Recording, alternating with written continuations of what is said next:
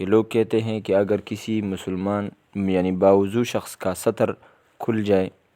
اور سطر تو آپ کو پتہ ہے کہ ناپ سے لے کر گھٹنوں تک ہے،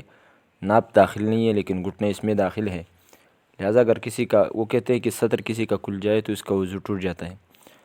تو یہ مسئلہ غلط ہے۔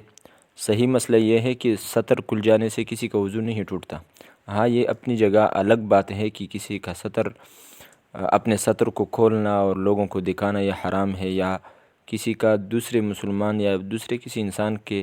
سطر کو دیکھنا بھی حرام ہے، لیکن اس سے وضو نہیں ٹوٹتا۔ دوسرا مسئلہ جو غلط مشہور ہے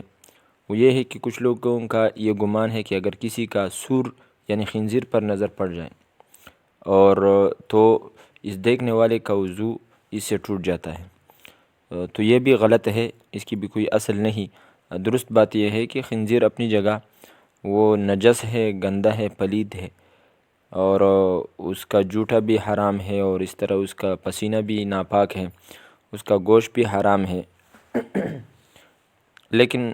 اس پر نظر پڑ جانے سے کسی کا وضو نہیں ٹوٹتا۔ اچھا، تیسرا مسئلہ یہ ہے کہ بعض سادہ لوح مسلمانوں میں یہ بھی مشہور ہے کہ وہ یہ کہتے ہیں کہ اگر